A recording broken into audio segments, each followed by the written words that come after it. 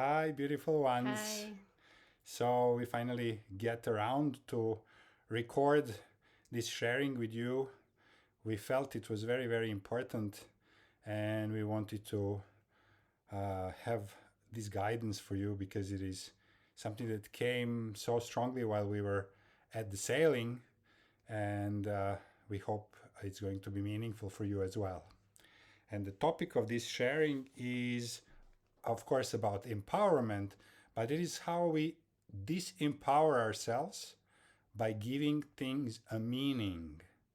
How do we disempower ourselves? By giving the actual things that happen in our life a specific meaning. Yeah.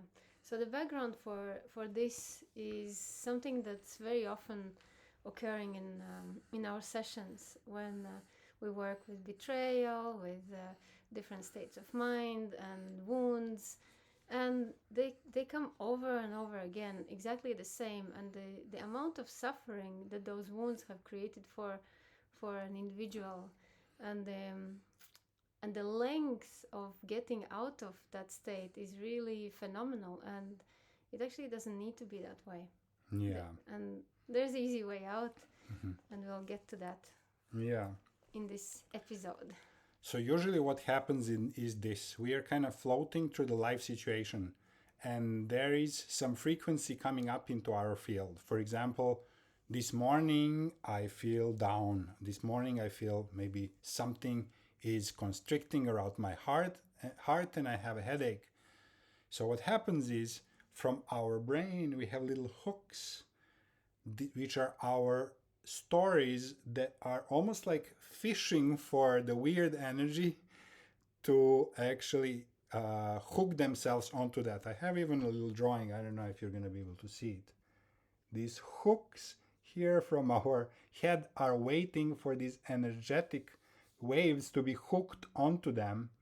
And these hooks are something like our stories that we carry from childhood or from later in life. Something in a topic. So I'm not good enough. I'm useless. I am. They betray me. I'm rejected, abandoned, something like that. Yeah, and it's nothing new. I mean, we've been extensively working with these not good enough, worthiness, and etc. But this is another angle how we can look at these things, and instead of resolving them by going into them and thus creating more of it, and seeking for some kind of justice or I don't know, balancing it out, we can go straight into understanding what creates these situations, what creates this, unease and pain Mm-hmm. that we feel when we encounter the fact, and when the fact, which is just neutral fact, meets our story, then they combine in a physical feeling Yeah. and create a frequency. So, what's crucial here is to catch the moment when the neutral fact of life is fishing to be hooked on one of our stories. So, to catch the moment where we actually assign the meaning to what's happening. So, we have an example of, for example, we want to talk about the husband that is maybe cheating on a wife. He's having like a young lover. So the facts, or that's one version that we can talk about. Another version that we can talk about is a person who is looking for a partnership. So the facts of the things are I am looking for a partner. I don't have a partner at this moment. So these are really the facts. I'm looking for a partner. I would like to have one. I don't have a partner at this moment. These are the facts. The lurking meanings is, oh, but I'm too old. What do I want even with the partners now? Mm-hmm. Maybe. All men at my age category are either too old or taken. Mhm. So these are the usual stories that would hook themselves, and we have to be very careful to understand at which moment we are starting to assign the meanings. My first example with having a slight headache and contraction of a heart, I could be thinking, oh, why is this happening? Why is this happening? Seeking for a meaning. It is, ah, okay, because Peter has said this and that yesterday, and this had hurt me, and I am now hurting. My heart hurts because somebody said something yesterday. And if we want to give the third story about the husband cheating on a wife, it would be, oh yeah, the man has the younger lover. So the fact is, yeah, he has a younger lover. But what are my meanings is, oh, but I'm too old, I'm not good enough. He is betraying, he has betrayed our contract. So we are starting to hook this meaning. So it's crucial to understand the moment when we are starting to assign the story to this. Mm-hmm. And actually use it in our advantage. As much as a meaning that we give to things and facts of life can be disempowering, it can also be empowering. It's another way to look at it, but it does change the frequency. So from, our famous example of is the partner abandoning you or giving you space?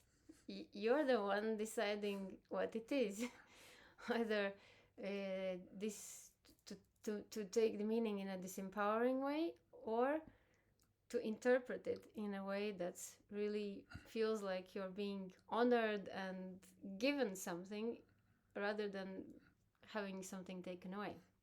So we like to say that if you you have two options. One is to really understanding that nothing has a meaning, and we can say, oh yeah, well, nothing has a meaning, and Yeah, I'm gonna nothing go. means nothing. Yeah, I will just go living my life with nothing means nothing.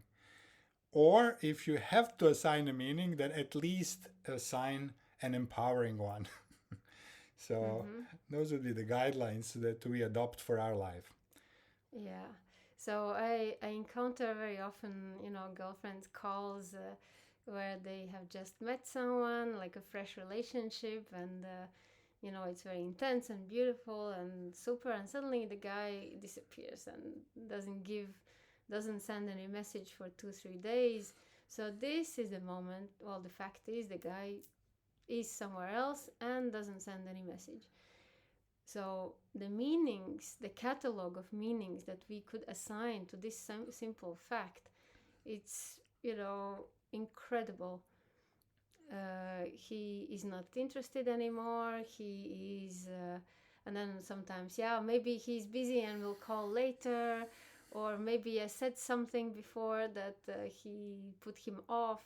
So it's scanning and taking so much energy, scanning from the catalog of our favorite disempowering inner stories to match the simple fact where the guy is somewhere else and not sending SMS. I can't tell you the number of times that I just have to bring, the girlfriends to the simple truth. There is no meaning to that. No one can even mean to not call. Like, how do you. There is nothing to look for in this situation, except when our disempowered states are looking for a kind of confirmation energy and expression. So on the other hand, so of course, because it's an active emotional dissatisfaction, if that means there is energy. So it's easy for someone who is not in the situation say, oh, I just glaze over, doesn't mean anything, it will be what it will be. It's easy for someone who is not in the situation. Now, when you are in the situation and the trigger is on, the meanings are pouring in, the story is full blown, that means there is energy in it, and you can't just kind of pull the handbrake and pretend that nothing means nothing. So if the energy is there, then turn the wind in your sail. Just interpret it in any way that you can, give any meaning that puts you in a favorable light as a main character That's empowering. and in charge of the situation. Because if someone doesn't do something that you expected, it puts you in an expecting, kind of waiting, suspended situation. Should it be boyfriend, administration, husband, job, anything? So instead of being the victim of the situation, how can you turn it around and give it another meaning where you are the empowered character? Give few Where examples. something is given to you in this case. So let's say the famous betrayal, yeah, no one really wants to or looks for a best way to betray their wives or girlfriends. People usually they don't go to that extent to betray on purpose. They just they follow their own thread of thoughts, and then the situation comes up where it's kind of hurting the other one. So by becoming the victim of the situation, the one that has been unfairly treated, you have options. Once getting out of the shock of the new fact, well, it didn't go the way I thought it will.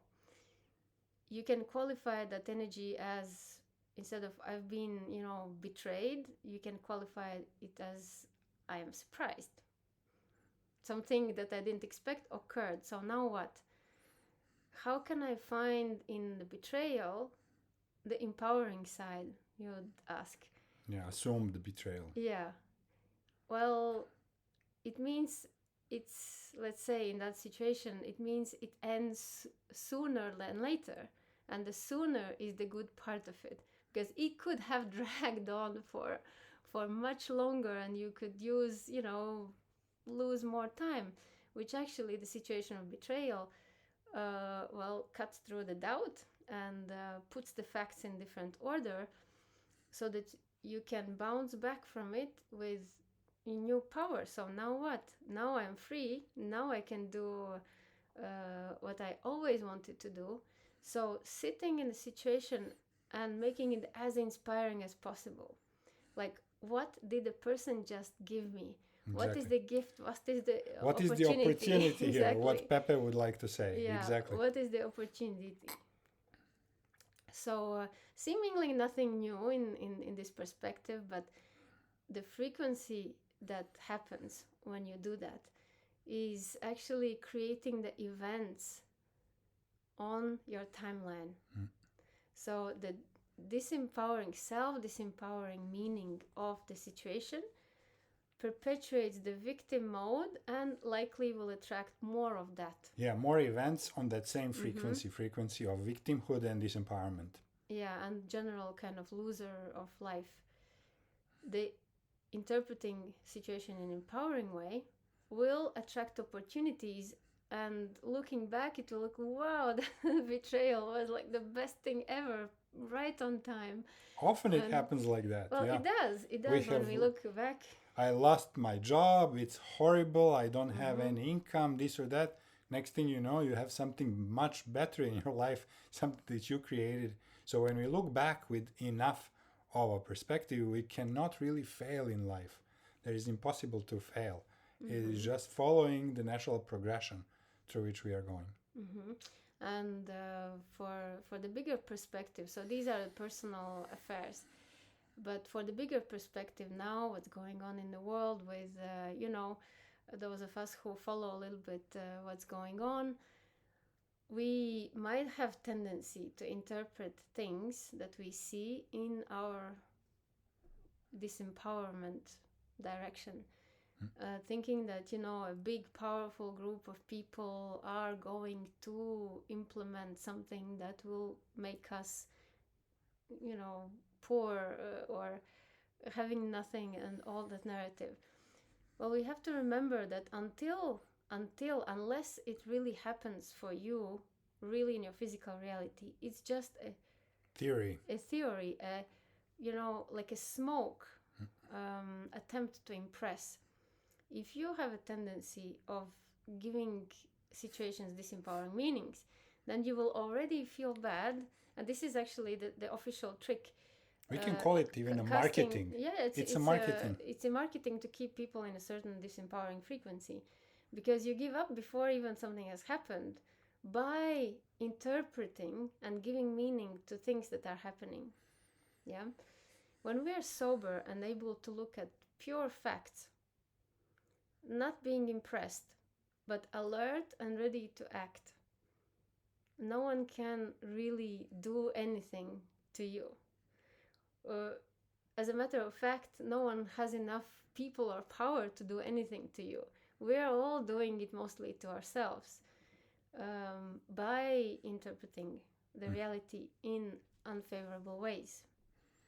So when you see the big plans unfolding, rolling out, this and that, well, think about it. Are you going to give up because you joined the dots of what they say they're gonna do, thus creating a frequency in which this actually can manifest and materialize? Or are you going to say, okay, I see the game that's being kind of prepared, and what do I do? If I see a tsunami rolling right at me, what do? I run. I do something about it. I don't just stand and say, oh, I'm gonna drown anyway, so let it be. So being alert and active, and always knowing that we have a choice, and the frequency that you keep yourself in will be the one who decides what will happen on your timeline. So let's end on this note.